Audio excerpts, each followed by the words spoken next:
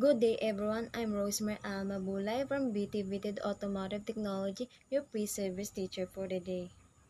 Before we start our lesson, tayo po muna ay magdasal, kaya po tayo po ay magsitayo lahat. Miss Jimena, can you please lead the prayer? The Father, the Holy Spirit, Amen. Father, the Holy Spirit, Amen. For my attendance, instead of saying present, when I call your name, you will say your favorite movie. Mr. Alegre, Miss Jimena, Mr. Gloria, Mr. Medina, Mr. Regaliana, Miss Sales. Okay, all of you are present. Walang absent, kaya proceed na tayo sa classroom rules ko. The classroom rules is respect each other, listen to the teacher when she speak, raise your hand if you have a question and want to answer.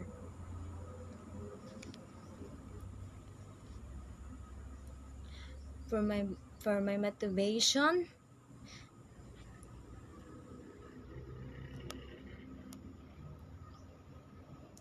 students need to participate in mini-game, jumble words, and give insight about the jumble words.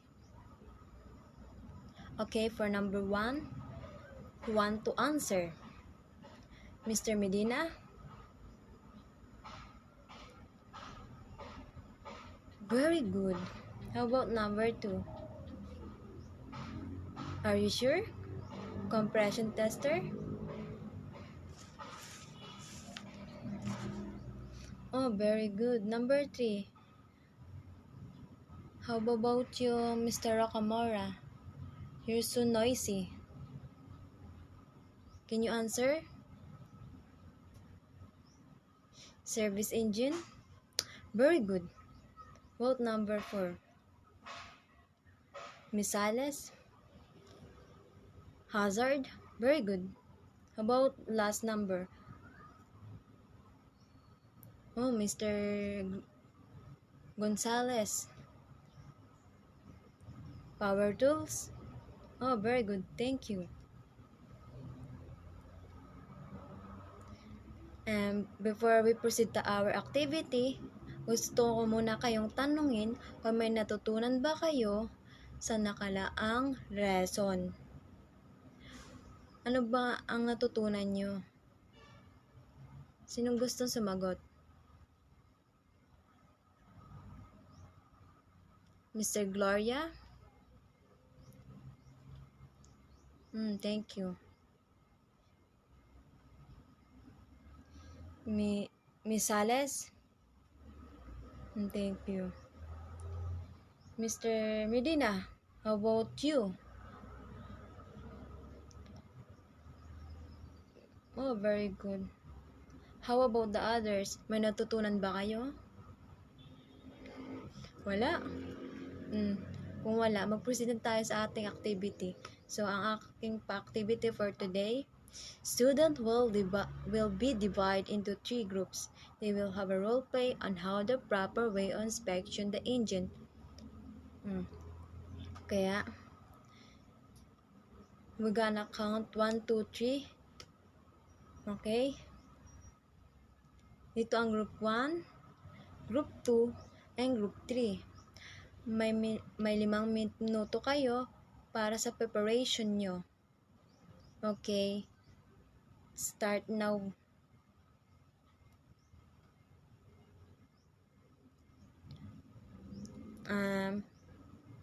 Tapos na ang 5 minuto, kaya ang una kong nabunot ay group 2, kaya kayo muna ang magro-roleplay.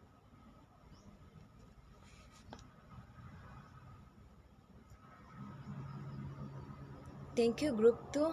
And the next is group 1.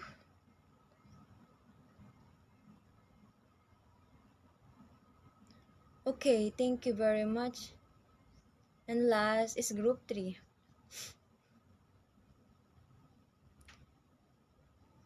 Very good, thank you. Palakpakan na po natin ating mga sarili.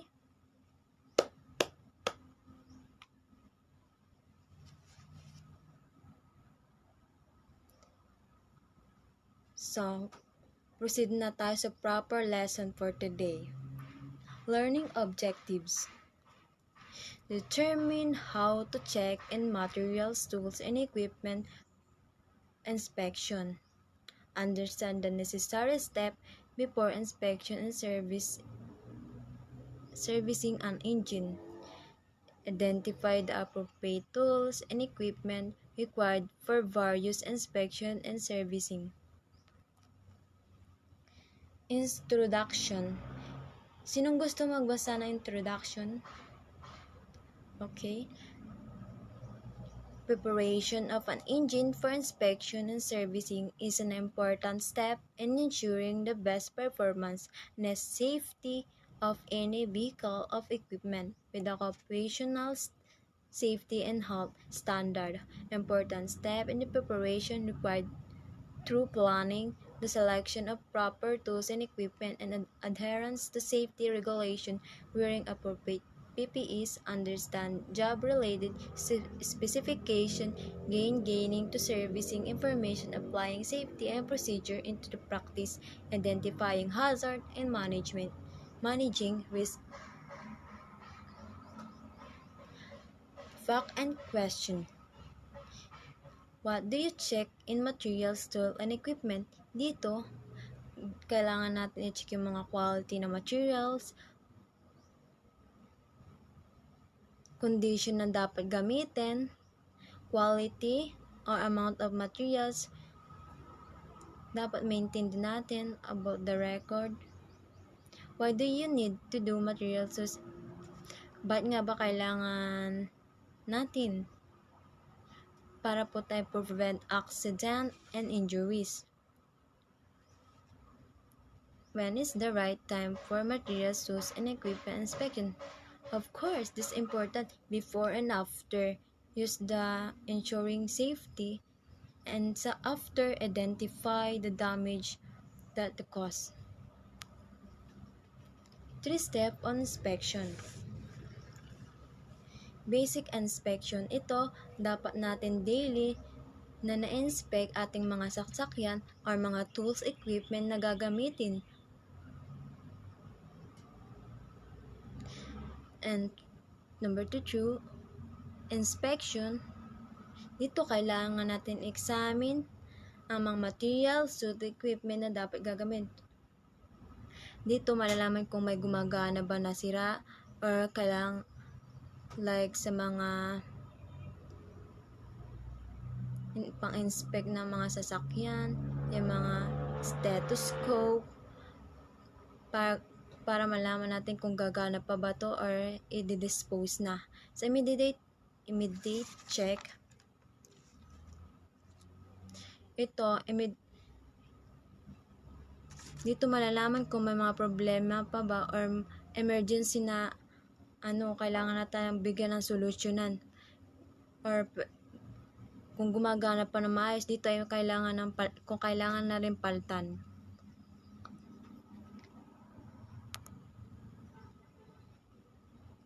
What you need to make sure in materials, tools, and equipment inspection. You should never miss any part of an inspection because even one missing component may cause the entire system to malfunction depending on the type.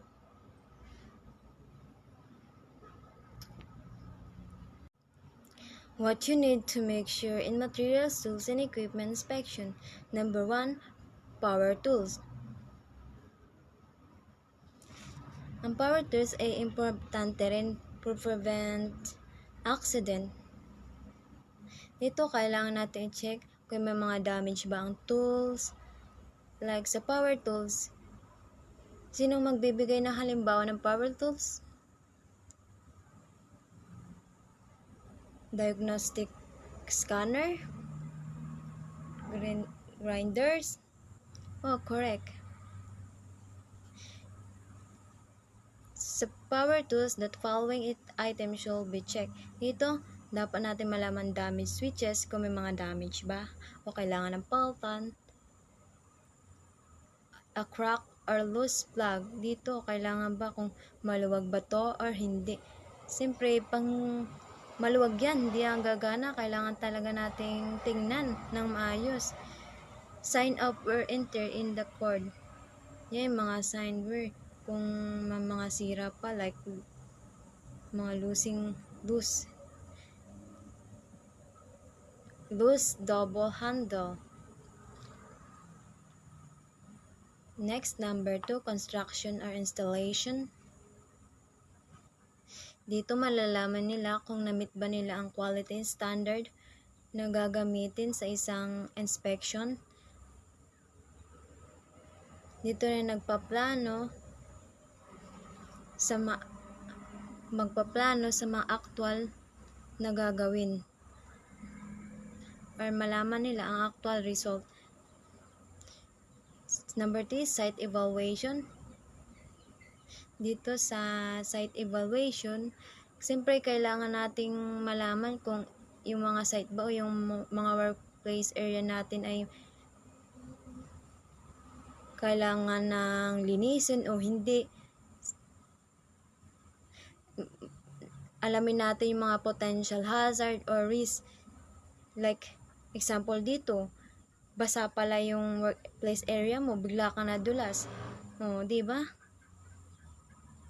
Para talaga makaiwas sa mga disgrasya. And then, how to conduct the materials, tools, and equipment assessment effective and efficiently. A minor problem can quick and become big in the manufacturing industry. This means that the inspection must be done extremely carefully. You must keep a record of every parts being inspected to ensure that nothing is missing. It's also ensure that you keep a record of anything that has to be checked again in the future. Ito, kailangan natin i-check the materials, yung mga tools, equipment. Karaniwang dito, dapat nating gumawa tayo ng checklist. Like sa mga category dito, sa part na nasa number 1, yung quality ng mga tools. If may sira ba to or one, checkan mo, or kailangan ng palitan, or kung ito pa ay gumagana pa, or pwede pang ayusin. Kailangan din ng safety sa paggamit. Kailangan mo din i-check yun. An excellent record for manufacturing inspection typically meet the following criteria.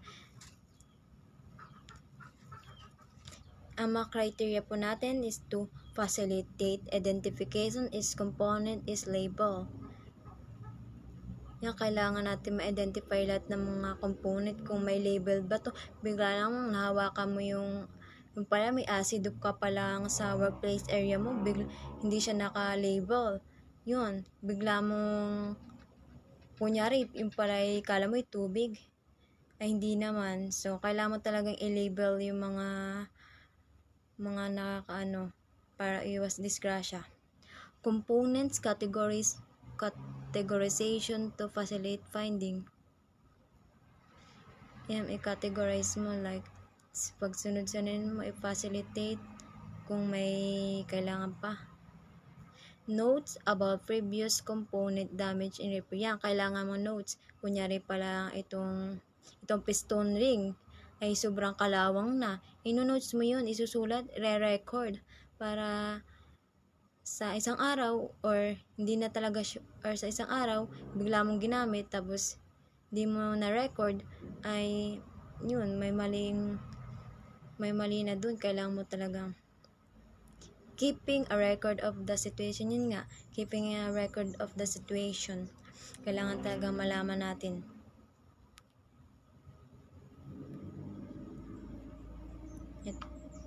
Ito, step before inspecting and servicing an engine.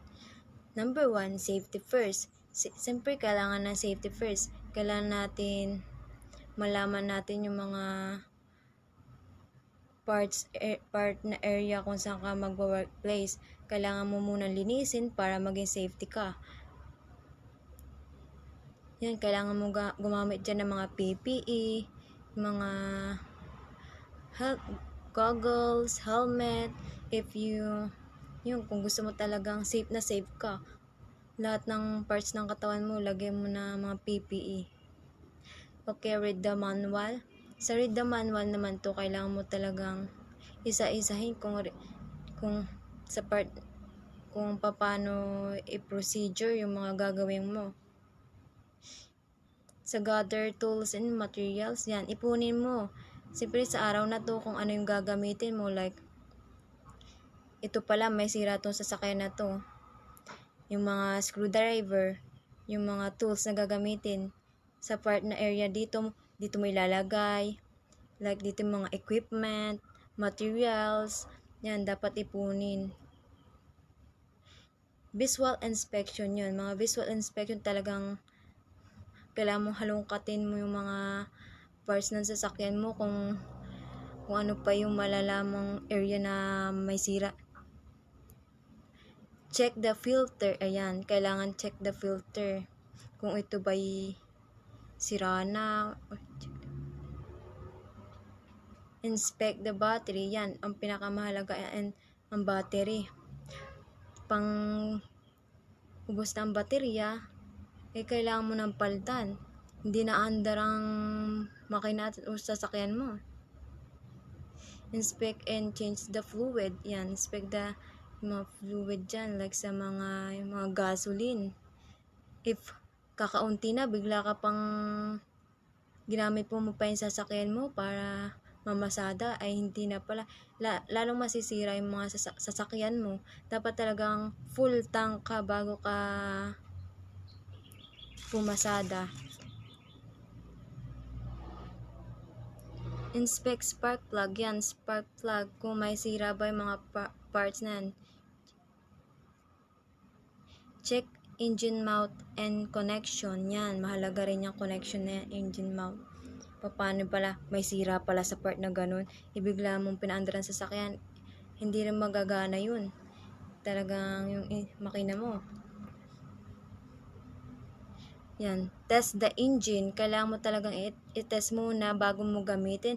Yung lahat na sinabi ko, kailangan pagkatapos niyan, i-test the engine mo na. Kung talagang gagana pa, okay na, pwede mo nang gamitin. And then, documentation. Yung documentation, yung mga, dito mo nilalagay kung may sira ba sa part ng ganun sasakyan mo, yung spark plug, yung fluid, kailangan nang dagdagan, yan para iwas disgrasya. Ito naman tayo sa 7 tips PPE, Personal Protection Equipment to help you. Ayan po yung mga PPE, kakasabi ko lang kanina. Protection of the head. Ayan, helmet, kailangan mo ng protection sa guard your eyes. Yan, goggles, kailangan mo talaga yan. Hearing protection yan, hearing protection lalo na kung lalo pa yung may malalakas na mga power, yung kailangan mo talaga ng earring para hindi ka dyan mabingi. Maintain a good respiratory. Yan, kailangan mo ng face mask para iwas na bigla ka lang dyan. Bigla ka pala, may hika ka pala, hindi kailangan mo mag-prepare ng face mask, yung talagang ginagamit sa like yung mga 40 na, 45 yun. Or mas prepare yung may talaga yung parang may hingahan. Use the proper gloves to protect your hands. Yan. Gloves, protect. Yun ang ating dapat hindi natin makakalimutan. And then, protect for the feet. Yan. Shoes. Kailangan yan. Lalo na pang bubuhat ka ng mga bigat. Bigla mo lang nabagsak yung mga tools na ginagamit mo sa paa mo. Ayan. Iwas disgrasya. Yan, wear the correct work clothing. Ayan, mahalaga talaga yung mga yan. Para overall, yan, wear the correct wear PPE. Yan, tabon na tabon ka. Dito sa occupational health and standard, kailangan natin itong malaman. Like chemical hazard, physical hazard, biological hazard, ergonomic hazard, yung mga hazard na yan ay makikita sa workplace area natin. Kailangan natin yan maiwasan o prevent.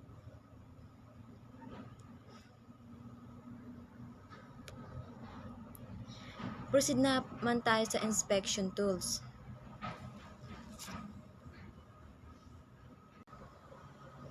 OBD2 scanner. Ang OBD scanner, ito ang nagbabasa ng data sa isang sasakyan o pagdadiagnose ng mga issue ng isang engine. Like sa engine diagnostic, dito malalaman yung DTC or Diagnostic Trouble Code. Ito yung may engine misfire, sensor malfunction na kailangang ayusin. Sa emission testing, ito yung mga emission kung standards. Nasa standard ba to? Maintenance monitoring yung kailangan. Ito yung pagpapalit ng mga fuel. Kailangan mong ma-maintain dito. Performance tuning. Ito yung malalaman yung fuel, air, at ignition yan. Mga yan ay ang paggamit sa OBD scanner ginagamit. Compression tester. Sa compression tester, karamihan itong ginagamit sa mga sasakyan talaga, motor. Dito, sinusukat niya ang compression pressure ng cylinder, piston ring, or types of machine na combustion chamber.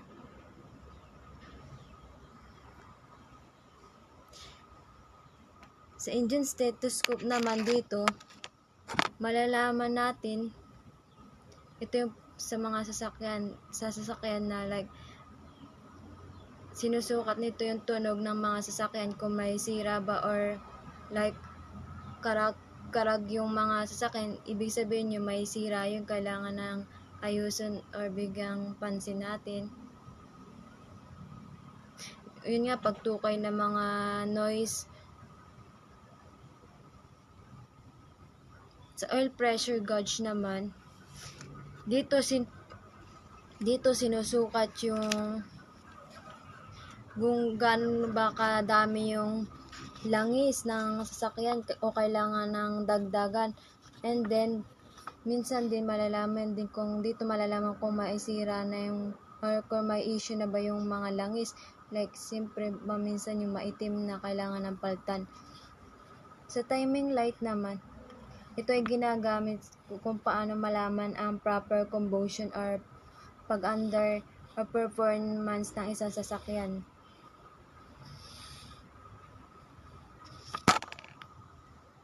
Next naman po natin.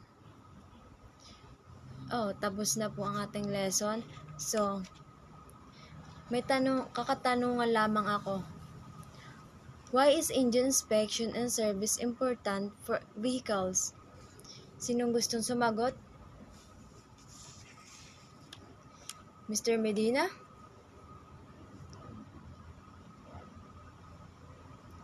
Very good, thank you. Mr. Gloria? Thank you. Sino pang gusto sumagot? This is for your recitation. Madaming sumagot ha, porque recitation. Mishegi. Thank you. Ikaw, about sa iyo, Mr. Recamora. Okay, good. Thank you very much. So, dahil dyan, magpo-proceed na po tayo sa quiz natin. Pero before that, bibigyan ko kayo ng time, 5 minutes review for ngayong lesson natin para sa quiz. Okay po. Okay, tapos ng 5 minutes, proceed na tayo sa quiz. Okay, quiz time. Enumeration. Okay.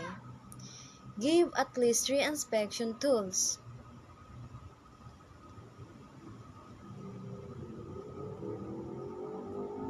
Okay, next naman po natin, enumeration ulit. Give at least 5 steps before inspecting and servicing an engine. Umaangal na. Mahirap ba? Hindi naman. Okay, tapos na ba? Okay, pass your paper.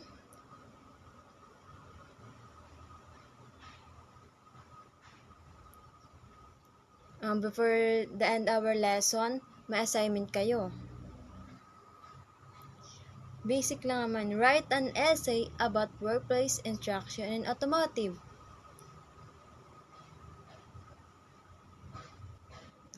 Yan po ang assignment nyo ay isasubmit nyo po sa next klase natin. Ibig sabihin yun ay sa Friday. So, sa Friday, kukolektahin yung assignment nyo. Kaya kayo po ay gumawa. Okay, thank you very much. Let's stand up for our prayer. Okay. Si Miss Salis naman ang mag-prayer sa atin. Okay. In the Father, the Son, the Holy Spirit. Amen. Father, the Son. Okay, goodbye class. Thank you very much. Mag-aral po kayo na mabuti. Sige, ingat kayo. Bye.